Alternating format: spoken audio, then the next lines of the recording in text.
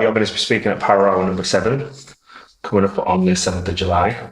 All about creativity and advertising. Before we get into that and delve into that, do you want to talk us a little bit about... Just in case it's the 15th of July. No, it's not the 15th of July. It's not the 15th of July, it's the 7th of July. You're not even here for it. Keep recording. This is good. I'm not even going to repeat that. I want that in it.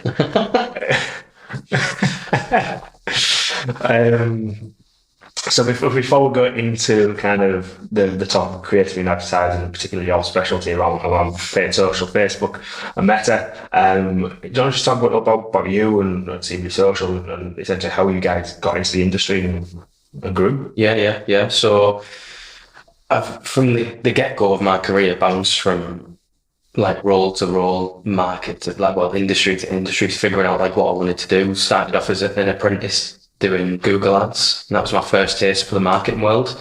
Definitely picked up some stuff that I liked there, and I thought, yeah, I definitely like marketing, but PPC wasn't for me. Like, I got sacked. I didn't keep on, yeah. I still joke about it. Like, I'm still sort of friendly with the owner and a few people. What did you get sacked for? Can you say? I was shit. I was just terrible. yeah. Like, literally, they brought me in. They're like, look, like, this is what you should be doing, and this is what you are doing. And I was like, yeah, like, my head wasn't in it, and I think because I didn't enjoy it, that reflected in my work. How long ago was it? Like 6-7 years ago? 2016? 2016. Yeah, because back then, Google Ads was very, very analytical, very data driven. And you more creative minded. Yeah, I think that's when I figured out, right, I need to, because my hobby back then was Photoshop. Like I was self-taught. Yeah, it doesn't necessarily align with kind of the spreadsheet world of Google Ads. And I think with Google Ads, like, the only creativity I had was like, on my websites now, but like the display stuff, like on the side of a website. So you have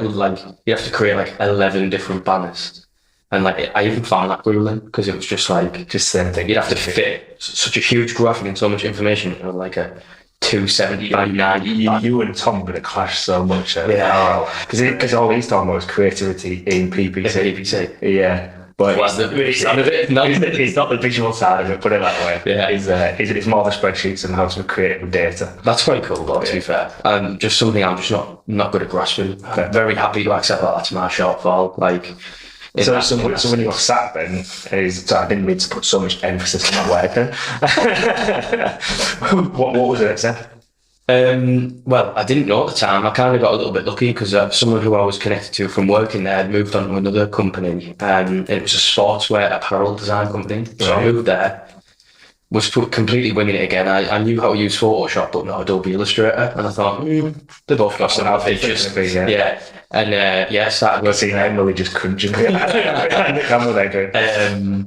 Yeah, so like they sort of taught me on hand, and I guess the Photoshop knowledge helped with that, and I enjoyed that, but it was quite a good experience for me at a young age because I was designing kits for like Saracens rugby, like Ospreys, England Rugby League. Nice. In a lot of my talks I have like a little claim to fame, which is Prince Harry holding one of my shirts that I designed. It's quite decent. Sort of removed it now, it's a bit controversial these days. just dropped it for a bit until he's alright again. But yeah, no, it was really good, that one, because again that like got me back into the creative side. Yeah. But that company was just a bit all over the place. It was the best way to give you an insight in that company is like one day I'd come in, I'd be doing like apparel design, like for sportswear teams. The next day I'd be in the warehouse packing orders. Right. So it's like very much like higgledy-piggledy, I don't even know. Not really much stability in terms of like career progression and development and all that. So in the end, my job was, I was made redundant basically, but again, to give you some insight, that company doesn't exist anymore. So again, just a bit of a crazy one, but again. So just to clarify, your current working life is sacked and redundant. Yeah, so far. So you went self-employed. And then again, then this time, that's when I got my first role in social media at another agency. Which agency was that? That was Visual Soft. Yeah, so that's where my first introduction to like social media, the fact you could do that as a job. Back then, majority of the clients they had were like organic. I'm almost certain of that. And yeah, that was the first one for me where it was a bit more like creativity plus marketing. Yeah. Which I definitely had two interests in. I just never found anything that combined it well enough for me. Back then, well, like we're talking about 8 years ago, aren't we? So something like that. Well, with visual stuff, like maybe 4 or 5. 4 or 5. Yeah, but still back then, organic. The organic reach was a lot easier Definitely. to do than it is now. It's like the throttle so much. Yeah. And quite quickly, like, introduced the paid side as well, to be fair. So I don't know whether there was a shift there with the clients that we're bringing in, or the market, or the industry, but Probably Facebook. well, that was it. Yeah, bringing everyone's engagement down and making everyone spend money. Yeah. And then No proof that happens. yeah. Just a lot of theory. Yeah, just theory. You're not actually putting it out there as factual. And yeah, spent 2 years there, building up, obviously, experience working with clients, experience working in an agency of that size, all the different moving cogs and parts and stuff. And most importantly, where I met Beth, who's my partner now. She was in the social team as well, and we basically, during that time, like I said, those 2 years we were both in there, kind of built knowledge and experience and stuff. And then it was a week before I was supposed to go on paternity leave. So I've kind of jumped a massive step there, but we had our first week on really quickly. It all happened a bit fast. Let's just say that. And I won't make a joke. Yeah, and it was So I was a week away from starting paternity leave, and I think something had just clicked. I think I'd always been interested in running my own thing, just never know what it was. And then again, experiencing working at a larger agency where there is undoubtedly problems, stuff you come across where you think, I could probably do that better if I was on my own. When you're at a larger agency, you've got like account managers, you go to like a design team, you go to this person, like, what if it was just me? And it's just me working on your account and I'll do it for you. And then, a week, we had these conversations randomly, me and Beth, all the time. We're like, oh, just 10 clients, that's all I need. 10 clients, I could be getting 3 grand, and then you can do something and you get 10. And that sort of dream and vision spurred me on. A week before paternity leave, I thought that was the best. That was the perfect time to do it. No idea. Wow. It was, like, if you think about it, because I always say to people, it removes the option of failure. Because when you add kids to it, and at the time I was living at Beth's parents as well. So on paper, life couldn't be any shittier, really. More terrible position, living with your partner's parents and your first child on the way, and you both in a job that you don't necessarily enjoy. And then we just thought, fuck it, I'm going to go for it. I love that. I think you're completely right. You remove that element of failure, and I think what holds people back so many times, and just in general life, is it's that fear of the unknown. Okay, what if this doesn't work? Mm-hmm. And as soon as you can put yourself in that position where, well, that isn't an option. Yeah. Then you start almost thinking about, well, what if it does work? Yeah. And then you start to look at all the positives, and you go, well, okay, well, I only need 5 clients, I only need 10 clients. Yeah. Okay, well, what do I need to get that? And you start to kind of put the pieces together and put the plan together to actually get it done, rather than start ruminating, thinking, nah, I can't do this. Yeah, I think that's what has probably driven me, is a bit of naivety, and then just the sort of optimistic thinking of, like, instead of focusing on, like, I think anyone who runs their own business walks into a naivety. Yeah. I know, I'm honest. Yeah, I did. Well, that's the thing. I was just thinking to myself, I wouldn't focus on, like, well, what if I leave my job, which was pretty secure, and, like, what if I get absolutely no clients and it's a year and we do shit? But I would never really focus on that. I'd always be focusing on, I only need 10 clients. Yeah. If I got 5 in the first 6 months, then that'll be like my wage already. So I'm already balanced. I'm leveled out. I'm fine. So what would you say when you went for yourself then and you started building the agency, is the one thing that you kind of looked at and went, oh shit, I forgot, I didn't realise how important that part of it was, that although a group of people were, or that process or something that was, you almost took for granted from the previous agency? Like, because I had so many of those moments. Yeah. Well, the biggest one was probably sales. Yeah. Sales, inbound leads and growth. Like this, and it's I feel like we had a conversation not long ago, didn't we? And that it's just, it is a common thing between everyone, still is right now. Yeah. It's good to have leads coming in, but it's like, how do we generate them? How do we go out for them? I used to pitch all the time with my old agency, right? And I thought that was sales. Yeah. And I was like, nah. All I've actually been doing is giving a brief, put together a proposal, gone and pitched it in front of the client, which I did. I was all right at. And I thought, boom, yeah, I can do sales. Yeah. And that's 10-20%. Yeah, it's getting that lead and that It's like conversation. anything a bit after it and all the bit before under it, and I've spoken to some of the salespeople that I worked with back then since, and just said, you know what, let's go far more. I think I owe you an apology for Yeah. probably the things I said behind your back at the time. Well, that's the thing. Salespeople do get a lot of stick, don't they? And it's a bit of a that job role.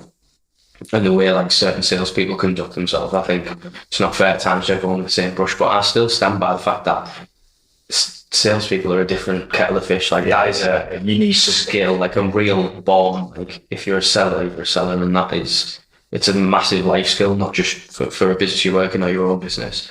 But There was a great bit of advice I got from someone where I might have read it. I don't know. I found it somewhere. And it's just saying that the most important life skill is sales, because no matter whatever situation you're in, you are selling something. If you're going on a first date, you're selling yourself. You want to invite your mate over, you got to sell what you're exactly doing. It's like when your mate goes, "Oh, you're up to Friday night? Why? What's an offer?"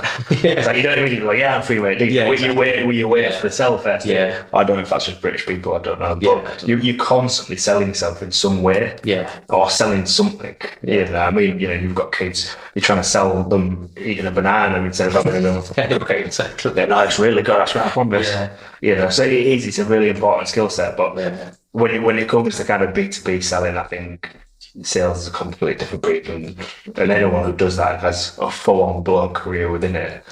I'd tip my hat to them. Yeah, me too. It's like I said, it's a real skill. It's not for everyone as well. Like year one was obviously one of the most difficult times for the agency, so I'm more than happy to be like transparent with all figures, because that's kind of what I do on TikTok as well. I'm more than happy to talk about stuff like that. But my salary there was 20k. Which is more than other people were getting on the team as well, so I was even lucky to get that, to be honest. But then year one, our turnover was 15k. So I was like, again, I use this all the time. On paper, you'd look at that and think, well, you've failed massively. And at the time, I was looking at it thinking, like, shit, how much longer can I do this for? Because we're just about scraping the barrel here.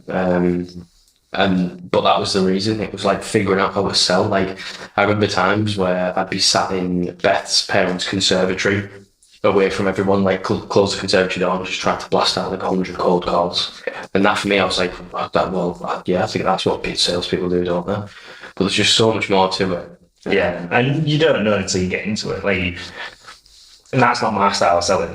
I won't pick up the phone. I don't like picking up the phone. I've tried it. It's not me. I was really bad at it as well. So I've not been fired. I got fired from a telesales job when I was 20. Right. And it was a cold call. I was bringing up businesses trying to sell gas and electricity for PowerGen. And PowerGen, I think they became me on.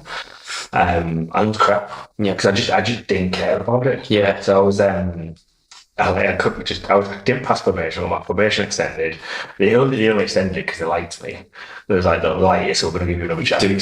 Yeah, and then it was like, "Right, yeah, you need to sell something or you get fired." And then that was like the bit of the week. I got a top salesperson that week. I thought, "Oh, you can do it." And I was like, "Oh, a bit of an incentive there, wasn't there?" And then a month later, I got fired anyway. So. Oh well. But yeah, I think again that's what I found, is that I wasn't good at it, and again happy to accept that as one of my big shortfalls, is that I'm just not. That just wasn't for me. Yeah. But there's different ways of being able to do it. And I think social. We met through LinkedIn. Which I think I dislike social media in general as a whole, but LinkedIn in terms of being able to kind of advance both 43 and me professionally has been brilliant, and I think that's a great connector within that. And I still think LinkedIn is more professional than it's not. Mm-hmm. There's a huge amount of spam on there as well as there's always is, but that's another great way of being able to sell and get that across. Yeah, I'd agree. I think that's one thing that I would then say that I'm good at, was then back on the social side of LinkedIn. I feel like I'm quite good at like almost selling what we do without selling it, and that's like the strategy, the organic building connections, and talking like this now is still something that I value just as much as speaking to the potential business, because it's just being connected with people in your industry and meeting new people. That's like a part of the journey for me. So yeah, LinkedIn's been huge. Cool. So that's a nice point to kind of bring into that creativity in advertising then as well. So you guys specialise in meta really, don't you? Yeah, Facebook, Instagram, and social in general. Yeah.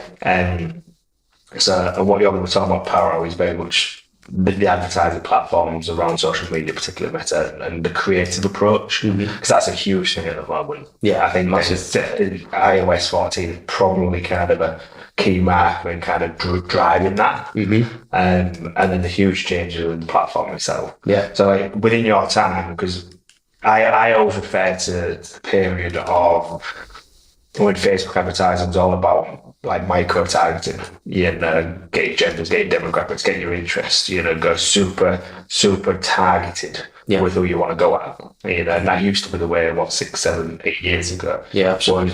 What you got to do now is so far different. Yeah. So you've probably entered at that point. Yeah. And now we're here, and you're running a successful agency, doing it the new way. Do you want to talk us through that journey a little bit? Yeah, well, I mean, like you said at the start, it was all very sort of targeted, a targeted approach where it's like we know our exact customer, we can pin them down by these exact sort of interests. It'd be like, let's say if it's a Nike trainer, the people interested in JD Sports, futsal, and like all that stuff, the standard ones you can kind of match up.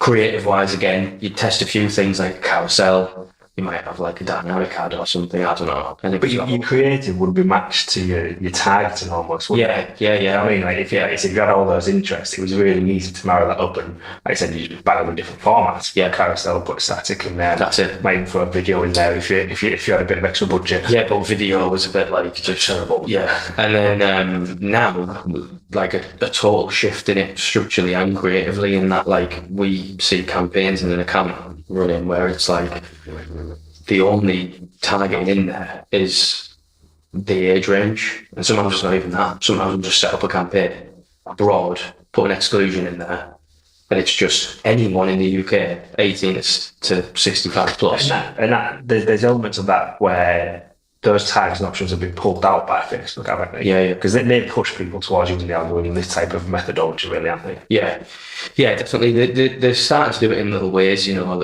Before this field changed, they had little ones where it was like you put all your interest in, and then there was a little ticky box that'd say like, distribute this to like, audiences beyond what you've selected, and that was their little way of saying, look, like we probably know how to get this to better people, so give us a chance. And it was more of like an optimization thing, and now it's like fairly compulsory with a lot of campaigns. Like for example, at the Advantage Plus shopping, there's no target options. You can put exclusions in and stuff, but it's not like your normal campaigns. But it's similar to the performance max within AdWords. That's it. Yeah, Google Ads. So basically, like you get shouted out for calling Google Ads. AdWords. Yeah, I know. I said PPC, but I feel like people call it all sorts, don't they? Yeah, I've been called out a few times on LinkedIn. Yeah. for calling it Google for AdWords. But that's because I used to do it like 10 years ago. It's just all happened. One thing that does annoy me, I will put that out there, is that if someone calls social like pay per click, like PPC, because you're not paying for you're paying for impressions. Yeah. So it's So just I want to cut that one out, and then just that to be on your homepage. Yeah, that's it. Yeah. So we're talking about. So we're now talking target in general. We're targeting quite broad. We're targeting much more creatively. Yeah. As opposed, that's what Facebook's saying. Meta is saying, they're like, look, like open the doors a little bit more. Let us figure out who the right people are for your ads or your product or your service, but give us enough to work with as well. Yeah. Because I think people overcomplicate it, and a lot of people don't understand like the process in that. Meta has an auction, so you're going into auction against other people's ads and other businesses, and all you're doing is giving Meta enough stuff to work with, whether that's your budget, your campaign structure, your creatives. The more effective stuff you give it, and the more it's set up in an efficient way, the better it will likely perform. But it is that case of like broad targeting, chucking like 6 creatives or something, a range of videos, images, whatever, and then within a week or two you start to see what's kind of working.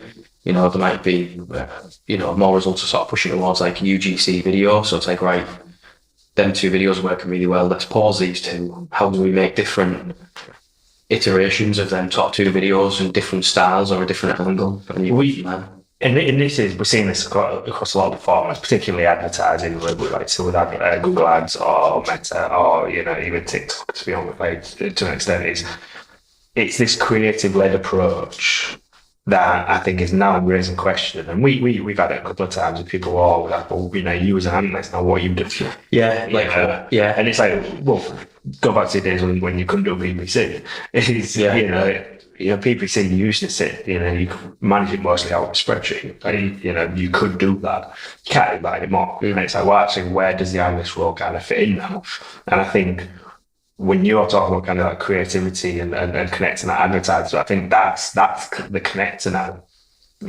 What would you say about that? Yeah, well, it has made me sort of question, like, what are we as an agency now? Because, like, we actually offer content creation as, like, a service, so that's, again, one thing we found was that when this shift happened, it was like, we'd give a brief to a client and what we'd get back was just, like, unusable, or it's just not up to scratch. We know it's not going to do well. So, yeah, it's like, what are we as an agency now? Like, are we a marketing agency? Are we just, like, a creative agency? Because that is a primary focus, it's what we spend most of our time doing. Well, I think we're moving back to the like Mad Men era. Have you seen Mad Men? Oh, watch it, it's great. Terrible fun. It's a series though. Oh, is it series? Yeah. Even that. And it's a long series as well. Okay. Yeah, but it's good, right? I've come back. I'll come away from. I mean, if you ignore all the general 60s, 70s stereotypes within it, there's a lot of good advertising table, isn't it? It's basically that back then it was you'd create a campaign that you was trying to talk to your root audience with. And you couldn't really get any feedback from it until it ran, and you got 6 months year sales to finish 6 months down the line. Yeah. So, and what the copywriters and the creators at that point was essentially trying to connect a product to an audience. And if you look at advertising now, I think that's more relevant now than it has been. Yeah. We talk about Meta in particular because it's typically where it's more creative, but even PPC and display and all that, it still fits within all that is.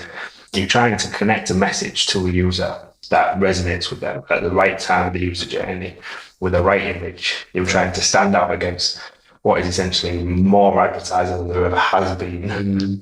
It's a skill set now of less about going, well, these numbers say this, so we're going to increase our bids over here, or these numbers say that, so we're going to decrease our bids over there. It's less about that and more about, well, actually, all the feedback from the users on the reviews are saying X, Y, and Z. So we think we need to pull this USP created around here. Yeah. We also know, like you said, this user-generated content is working better as an ad than this static. Yeah. So let's put those two together and test that. Yeah. It's more about that.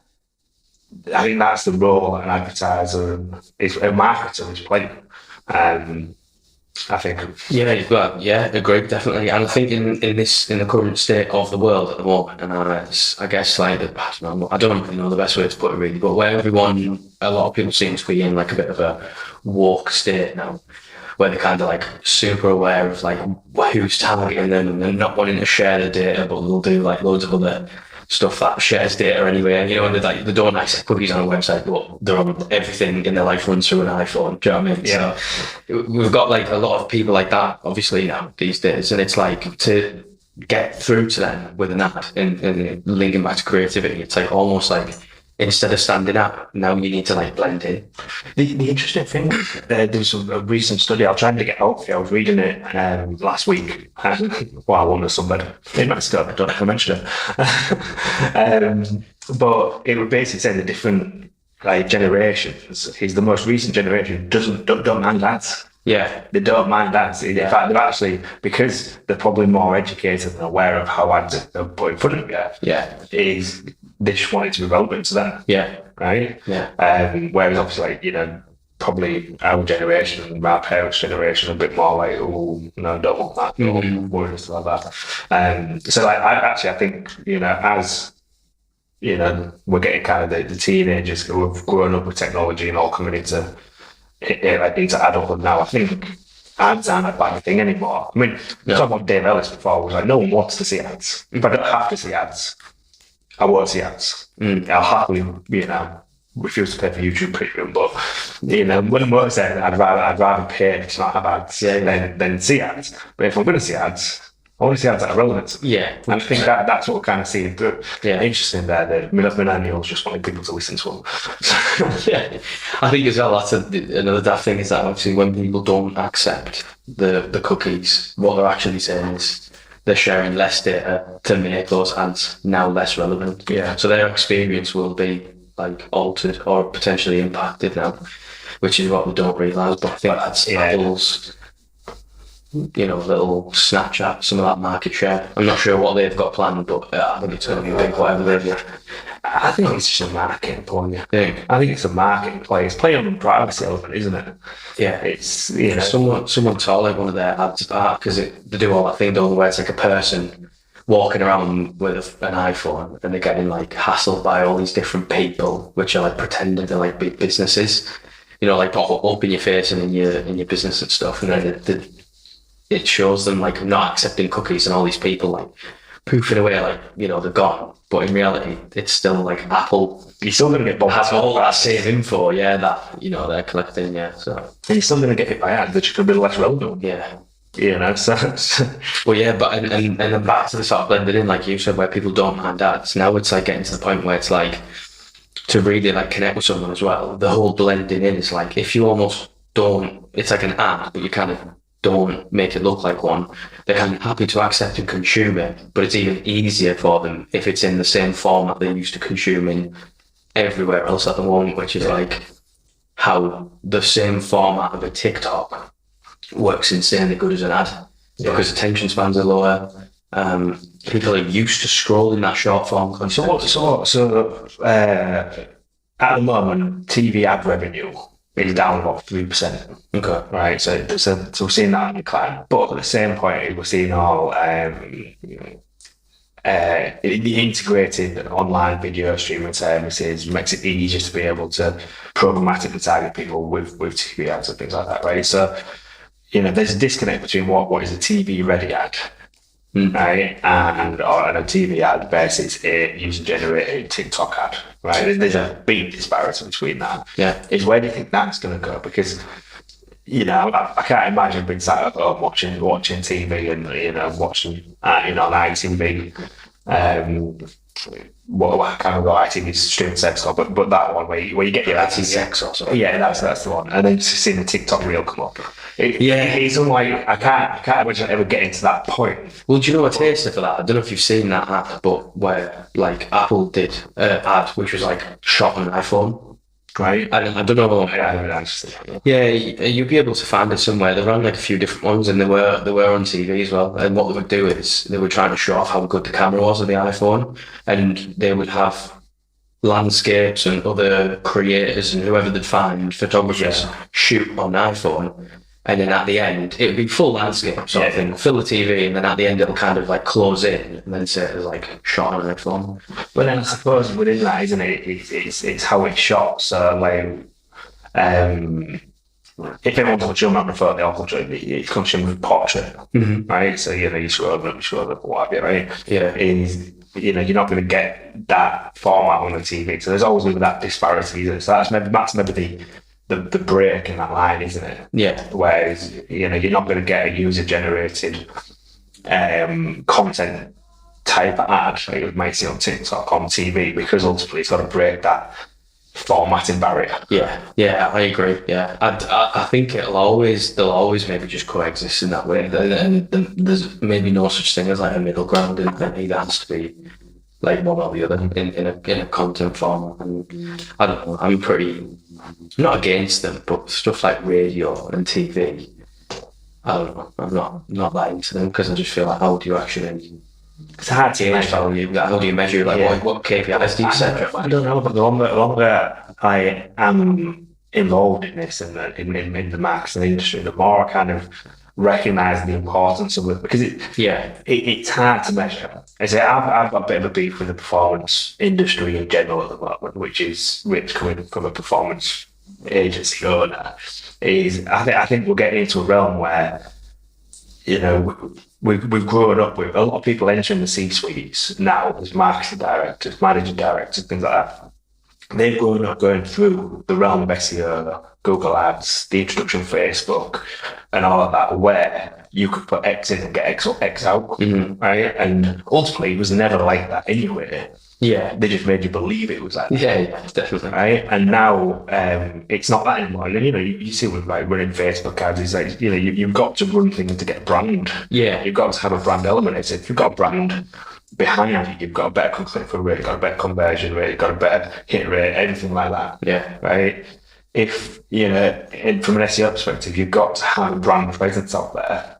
Whether that's a form of digital PR and you're getting those links as part of it, but you can't always quantify it. And I think you get into realms now where digital marketing, performance marketing has a wider scope than what it did have. Yeah. But because it had that narrow scope of, okay, well, I've got a budget of 100 grand a year, I need to set it to 200 grand, which it could do, and it could do well. It kind of forgot about all the other benefits that 100 grand spent actually had. Yeah. So, like, say you had a conversion rate of 5%, which is a great conversion rate, but, that's 95 people out of 100 who are still engaging with your brand.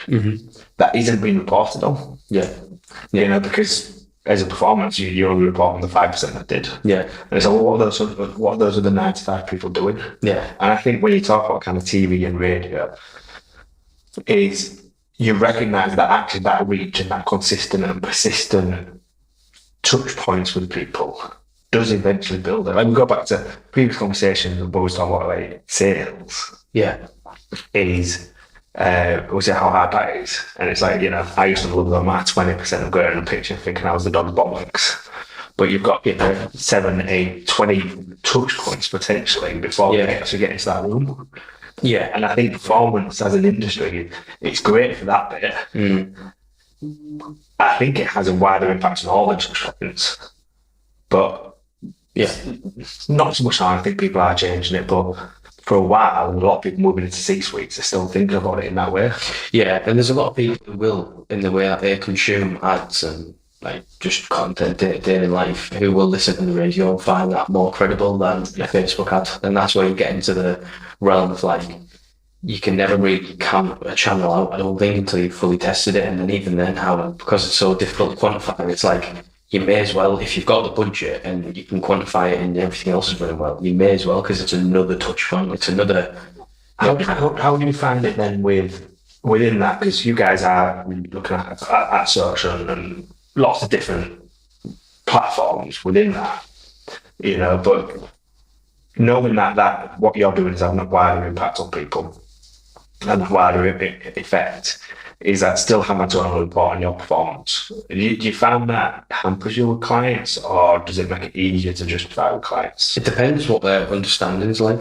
So for us, it's easy to work with a client who has a decent understanding of like marketing to a sense. Like it's because you're not having to explain every little tiny thing, and you're not having to say like, yes, obviously, month one wasn't amazing, but obviously this is part of like a 3-month plan. Hard for them to understand that. They need to spend money for 3 months before they maybe start seeing real success, and hard for them to grasp that. The investment. Yeah. Marketing is not an investment.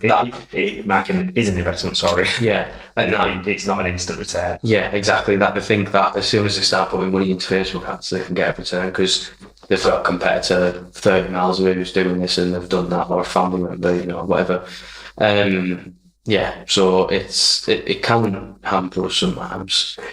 And then it's up to us to educate them on that and get them there. And if they can't, then I don't know, something needs to be figured out. It's difficult. Yeah, well, I think it's like anything really. When you deliver as a service, whether you're in HR, whether you're in digital, in marketing, whether you're education or legal, is sometimes you deal with people who don't necessarily know what they're buying.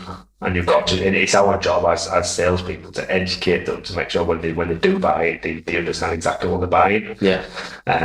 Which is always, again, sometimes easier said than done. Yeah, 100%. Right. Let's get back to the creativity on it, right? Yeah. So, how do you, if you were advising anyone on creating that creative kind of process then? Because you talked about something real specific then a few months ago about analysing the ads, finding what's working, getting rid of what doesn't, and introduce new testing ones. So how would you go about that process? But I think you've got two elements you need to consider. You've got like your content angle, like what way you're coming at it. What I guess you could think of that in a way of like what's the problem you're saying the customer has? How are you solving it? That malarkey. Yeah, problem solution kind of. Exactly. And then also then in what format do you get that across to them? Because in all markets there's going to be a certain angle and a certain format that works. So when we go in, we're sort of thinking, well, what are the different angles in this industry? What problems do people face? What desires do people have? How are we bringing that to them? How are we solving that problem? And then it's like, right, what formats are best for these? And it's like, we are very pushy on UGC because we know it works across a lot of accounts, but for all we know, one might be a professional video, a UGC review from a customer, a carousel of like all different products or lifestyle images, and just a real variation so that Facebook has Meta has everything it needs to test. It's got lots of different formats to give to different users and gauge how they react to it, and gather all that data for us, and then also for us to be able to figure out what piece works best. Yeah, it's like, right, this angle works best, and video is the best format. When you say this angle, Yeah, is like, what do you mean about it? It's like, you kind of, because I think it would be good for you to explain a little bit about that, because I don't think everyone kind of always gets that. And again, coming from performance is sometimes we're in that middle bit, I think, at the moment, where we connect to performance and creativity. yeah, I think that's happening in the industry. yeah, And if you look at my background being PPC, spreadsheets, conversion and optimization, is probably more that analytical side, whereas you're coming from that creativity side, and we're talking about getting that angle. yeah.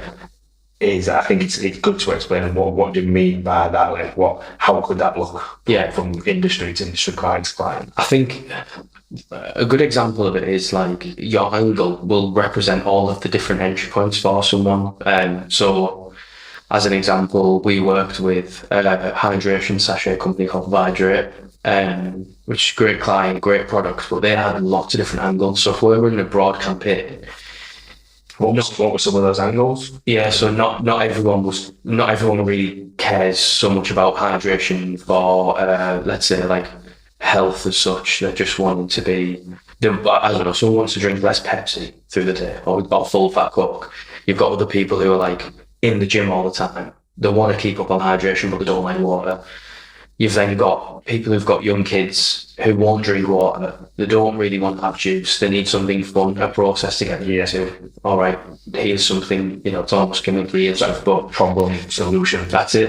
And when you're running a broad campaign, it's more important than ever, because it's like, if we just run 6 ads and they're all hydration, hydration, hydration. If you're in the gym, you need to be doing this, it's better for X, Y, Z. Like, if I was a parent and I'm all right with my hydration, but it doesn't mention anything about the kids, and I know he's struggling and it's summer, so I really need it for him, but I'm still looking. There's no angle covered. Yeah, I think I suppose it's like, what's going to stop you scrolling? That's it. Like I said, if you're a parent and that's something that you're worried about at the moment, and you see someone offering you solutions, that's what's going to stop you scrolling. So I think's really good at that, and Hugh, they are great. I think one of the market leaders in that, and one thing they don't do is, I don't think they over manufacture their ads either. Yeah. They're very simplistic.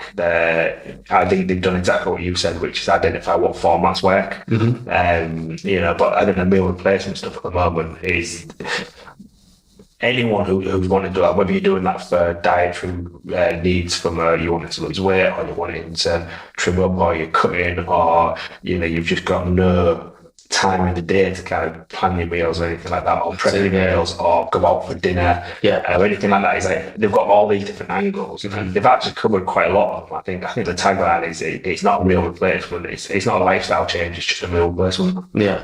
And it's like, all right, cool. Yeah. Tick, tick, tick, tick. Yeah, they've not overcomplicated it or anything, and I see exactly what you mean. Like, I've actually seen some of their ads come up before, and you can see the clear differences in the angles that they're taking. You'll have like a bowl of something that's just been made. It's got all the nutritional values at the top, and that's important to someone who's staying healthy, but maybe just not have time to get out. But their main focus is health and wellness. And then, like you said, So how do you go about for you and your clients then is finding that angle? Like, knowing what's important. Obviously, there's a testing phase, but you've got to do some upfront work to be able to say, what, this is your product, right? We think these are the hooks, the angles, that you can implement with. probably 3 main ways. You'll get a lot from the client themselves.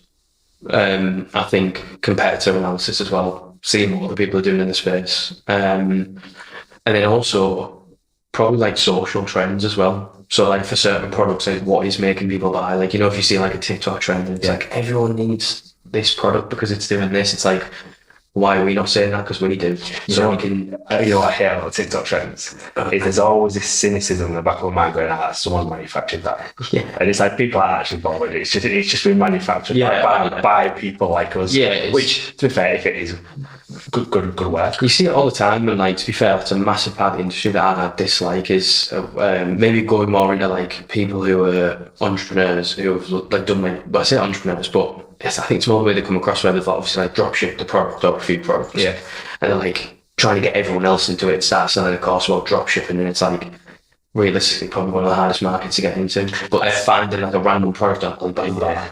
I think after as a fake, I think in fact, I saw it was a YouTube short a couple of months ago where it's like, right, how to make 10 grand a month like that. And it was basically saying, right, go find a course on dropshipping that someone else is selling, buy it, package it up, and sell it yourself. Then use Photoshop to Photoshop a bunch of Shopify dashboards and say, I did all this, and then sell it. And I was like, first of all, is how I reported it. So it's like, how are you going to make 10 grand a month? I'm pressing on this, right? Is but like that, and if they can get away with that, putting that on YouTube as blatantly as that, is how many people are actually just doing it and they're getting away with it. Yeah. Well, you see it all the time. It's that typical, like, to be fair, that's one of the things that has stopped me from monetizing like my sort of TikTok audience share. It's just I don't know the right way to go about it and being as authentic as possible, because you just get these people that are in Dubai scrolled over a Lamborghini and they're like, join this trading thing, or I'm going to teach you how to do Amazon FBA. And it's like, do people not realise if everyone's doing this and someone's telling you, like, go and find this product, it's like a cat hairbrush or something, or like, 50p. Everyone else has got access. No one sat there. No launcher driving a Lamborghini going, I made my millions with a cat hairbrush. No, they're not. There's just, and to be fair, they probably don't have that Lamborghini. That's all there is. It's right. Well, again, I've seen this where people like, because in Dubai you've got like the main bit of Dubai, but then you've got the outskirts and then like the old, not the old town, because it's not that old, is it? Yeah. But you've got where you can stay in a hotel for a normal price. Yeah. Right, and everyone stays in there, wanders into the centre, sees all these cars, and just takes photos in front of these cars. Yeah, exactly. Yeah. And then just posts them. But then it's like, that's the dark side of it, isn't it? It's like the dark side of the user generated content, the influence stuff. And I think that's what we're up against as well. In that, although people are again accepting of ads and they're willing to consume stuff, I feel like people are quite hesitant with certain purchases and certain things. There's a bit of a, scammers are quite, popular. I guess not popular. Yeah. We mentioned earlier about kind of like the role with the agency then, right? And I think this is another good point as well, because there seems to be so many ads out there that is like, right, I can teach you Facebook ads, I can teach you Amazon ads, I can teach you all these menu rich and all this type of stuff. And it's like, well, what's the role that comes within the agency there? And I think that's a clear highlight there, because if it was that easy to do it, I'd be telling people to go and do that. I'd be going and making those and telling people to go and do that. Yeah. But there's a different skill set, isn't it, that's needed, because you need the creative, you need the analytical approach, and you can't manage it out of spreadsheets anymore, but you need to be able to look at numbers, identify trends, pull out insights and recommend off the back of it. Yeah. And then you need the general marketing ability to bring all of that together and be able to say, right, this is the hook, this is the angle, right? Yeah, being able to sort of connect all the dots and pull a campaign together, something that's effective. Being able to understand the business as well, and the business side of things, profit margins, different products, processes, like factoring in, like, I don't know, returns and postage, like basically everything the business owners worry about as well, on top of your own costs, and then just more importantly, actually delivering like real results. And for me, you're only gonna do that by getting experience. And I say to people, learning how to do better ads is not rocket science. Wouldn't take anyone that long, but being able to confidently walk into a business and say, take everything in and go, right, okay, on the spot, we need to do X, Y, and Z. And here. Yeah, it's like, and having that, like I said, that confidence to be able to do that takes time. and just you need experience to be able to do that. So you It's- learn it. Yeah, I think that's a brilliant point. Is the nuanced understanding of business and how to use Facebook, because ultimately Facebook ads, Instagram, PPC, Google ads, whatever platform it is, they're just tools. Yeah. Whether it's TV or radio, you know what I mean? They're just tools to accelerate the business growth. That's all it is. Yeah. So if you don't understand this part of it, you can't use the tool properly. No, that's it. It's got to be. Yeah, and that's the way it goes. Yeah, the whole gain experience of working with other businesses and stuff. I think that's the only way you can really build that ability properly. I agree. So you learn Facebook, so you know how to use this tool, but it's like you know the core elements of that tool, how to do something on that tool, not how to do something for a business. Well, that's it. Connected in that. Yeah. That is, that's true. So where do you think it's going now then, with everything going relatively broad and creative focus? Where do you think the future of it kind of sits? I don't really talk a lot about like AI and stuff. I'm not really asked about it, to be honest. I think it's cool, but I think there's already enough people talking about it, so I don't need to add anything. I don't think I've got that much to add, to be honest, anyway. But undoubtedly, that will have some part of the process. I know Meta already use AI in their systems, but I imagine it will become more. It'll be a bigger part of, for example, how ads get delivered to somebody, and AI sort of learning how to optimize better. It has been for a while. Well, yeah, it's already been, like that's that exists already. Yeah, AI is just algorithms. Yeah. You know, they've all got parameters. Yeah. You know, SEO, Google algorithm for SEO has been AI for ages. Yeah. AdWords does the same thing. AdWords, Google Ads, sorry. Yeah. Meta. It's all that. It's all within the algorithm. AI, they're within there, and I'll get better. Yeah. You know, I think but it's still only as good as what you put in. Yeah, exactly. And I think that'll be the way it goes, you know. I don't know whether people are going to get fixated on using AI to give those elements to Facebook, but I feel like there's always going to be like a big part of that process that needs that human touch, which is good. Keeps us in a job. So yeah. Well, I don't think that's on 10 in the morning. I don't think you can create an AI generated campaign. Like theoretically, you can get to a point where you create the assets. Yeah. Right. But they're still going to need human intervention. You know, in terms of the input, in terms of the output. Yeah. You know, it's still going to need human intervention. And I don't think that bit in the middle will ever get as good as actually what you want it to be. No. You know, and you're not going to be able to sit around and say, oh, you probably bang a chat GPT. You know, give me the 5 thing people care about most for buying shoes. Yeah. You could probably get something like that. Yeah. But that's not validated. No. That's not.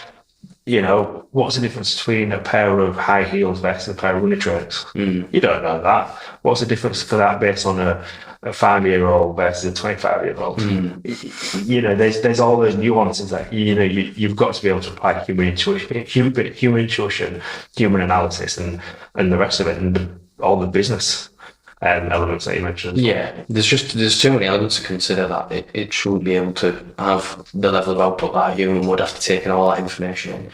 But yeah, I think as well, like, you know, a lot of the channels, the social media platforms, I think that will continue to shape the way ads work, because obviously platforms shift together. Like Meta will copy, you know, or like, you know, TikTok brought in like stories, or they call them now or whatever.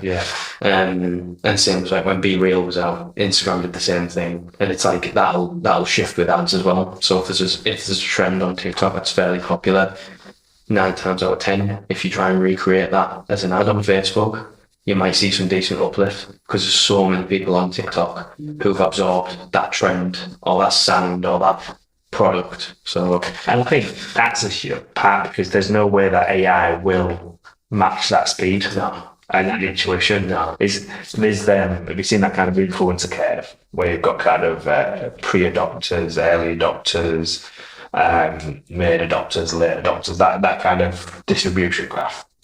I haven't seen that. I'll show you anyway. But you know, it's kind of like use influence to get the main adoption element. Right. Okay. And it's like, if you're really going to take advantage of any trend of any kind of conversation, you've got to get there at that kind of that influencer stage, that pre-influencer kind of pre-adoption stage. I think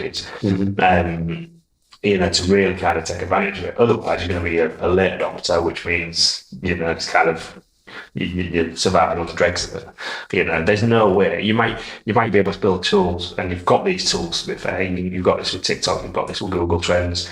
That'll tell you what information is trending. It's not creating a campaign or telling you how to use that for your business. Yeah, because how you'll use it will be different to how I use it. Yeah, because then you might have like someone be like, all right, well, we need to get a photo of this product because it does that, but that much might not be enough. Who does it really well? Ryan Reynolds. Yeah, all of his stuff from an advertising point of view is brilliant. It's effortless, isn't it? Yeah. It's just like done. But he's got the team and he's got the systems behind it to make it work. Do you know what I mean? But it's not necessarily even him, but it's his companies jump on trends so quickly. Yeah, but that in a reactiveness. very professional way. Yeah, they do execute it very well. Yeah. I think that is again another key, isn't it? Really, is the execution, because you can get it so wrong.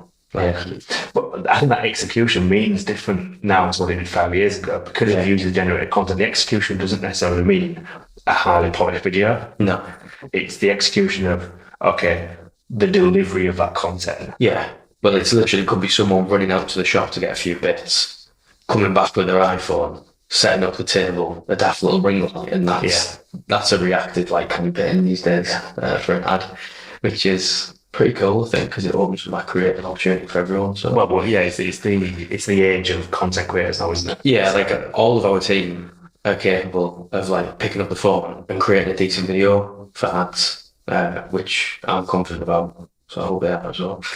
But yeah, we all get involved in it, and everyone. The best thing about it is everyone's got a bit of a different take on it, or a bit of a different angle. Then what if this works, and you kind of come out of it if you want to create 1 or 2 videos, you come out with 10. Yeah, and in reality, that's actually 10 angles, variations. Yeah, so it's good. It's good. Cool. Right, that brings us pretty much to the kind of natural end. Yeah, that's fine for me. Appreciate it. It's been good.